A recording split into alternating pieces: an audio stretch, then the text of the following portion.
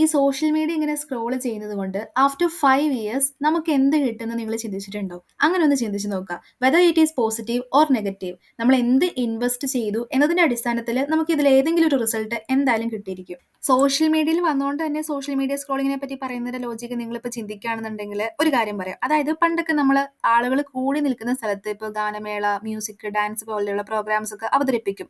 അതുപോലെ തന്നെ ഇപ്പൊ ഏറ്റവും കൂടുതൽ ആൾക്കാർ അവൈലബിൾ ആയിട്ടുള്ള സ്ഥലമാണ് സോഷ്യൽ മീഡിയ. അപ്പൊ നമ്മുടെ എന്തെങ്കിലും ഐഡിയാസും കണ്ടന്റും ഒക്കെ പ്രസന്റ് ചെയ്യണമെന്നുണ്ടെങ്കിൽ അത് ഇവിടെയാണ് പറ്റുള്ളൂ. ആ ഒരു സെയിം മെത്തേഡ് ലോജിക് ഒക്കെ തന്നെയാണ് ഇപ്പോൾ ഉള്ള ഓരോ സോഷ്യൽ മീഡിയ ഇൻഫ്ലുവൻസേഴ്സും ബിസിനസ്സും മാർക്കറ്റിംഗ് ഏജൻസും എല്ലാവരും യൂസ് ചെയ്യുന്നത്. നമ്മുടെ ടൈമും നമ്മുടെ ഫിനാൻഷ്യൽ ആയിട്ടുള്ള കാര്യങ്ങൾ എങ്ങനെ അവരിലേക്ക് എത്തിക്കാം എന്നതാണ് അവരുടെ മോട്ടീവ്. ഈ സോഷ്യൽ മീഡിയ നമ്മൾ എത്രത്തോളം ട്രെയിൻ ചെയ്തിട്ടുണ്ടെന്ന് മനസ്സിലാവണമെങ്കിൽ നമുക്കൊരു ചെക്കപ്പ് നടത്താം. അതായത് ഓൺലൈൻ ഷോപ്പിംഗ് എന്ന പേരിൽ നമ്മൾ വാങ്ങിച്ചു കൂട്ടിയ സാധനങ്ങളുടെ ലിസ്റ്റ് ഇപ്പൊ നിങ്ങൾ എടുത്താൽ മനസ്സിലാവും എത്രത്തോളം ഇത് നമ്മളെ ഫിനാൻഷ്യലി ട്രെയിൻ ചെയ്തിട്ടുണ്ടെന്ന്.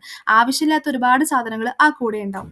ഓരോ ആഡ്സും ഇൻഫ്ലുവൻസേഴ്സിന്റെ റീൽസ് ഒക്കെ കണ്ടിട്ട് നമുക്ക് ആവശ്യമില്ലാത്ത കാര്യങ്ങൾ വാങ്ങാനുള്ള ടെൻഡൻസി ഉണ്ടാക്കുക എന്നുള്ളതാണ് ഫസ്റ്റ് കാര്യം. ഇമോഷണലി നമ്മൾ എത്രത്തോളം ട്രെയിൻ ആയിട്ടുണ്ടെന്ന് മനസ്സിലാക്കണമെന്നുണ്ടെങ്കിൽ നമ്മുടെ വാട്സപ്പിലും ചാറ്റിലും ഒക്കെ നമ്മൾ എത്രത്തോളം റിലേഷൻഷിപ്പ് കീപ്പ് ചെയ്യുന്നുണ്ട് അതിന്റെയൊക്കെ ചാറ്റ് ഹിസ്റ്ററി നോക്കിയാൽ മനസ്സിലാവും ആവശ്യമില്ലാത്ത എത്രത്തോളം ടൈമും എനർജിയാണ് നമ്മൾ ഇൻവെസ്റ്റ് ചെയ്തതെന്ന്. ഇതൊക്കെ ചെക്ക് ചെയ്തിട്ട് നിങ്ങൾക്ക് ഏറ്റവും കൂടുതൽ ഇതിലൊരു നെഗറ്റീവ് എഫക്റ്റ് ആണ് കിട്ടിയതെങ്കിൽ it's time to change the track. അതായത് സോഷ്യൽ മീഡിയ നമുക്ക് നെഗറ്റീവായിട്ടും പോസിറ്റീവായിട്ടും ഉപയോഗിക്കാമെന്ന് പറഞ്ഞു. പോസിറ്റീവ് വശങ്ങൾ എന്തൊക്കെയാണെന്ന് വെച്ച് കഴിഞ്ഞാൽ നമുക്ക് ഇതിലൂടെ വേണമെങ്കിൽ ഒരുപാട് സ്കിൽസ് പഠിക്കാം, ഒരുപാട് ഇൻഫോർമേഷൻസ് നേടാൻ പറ്റും.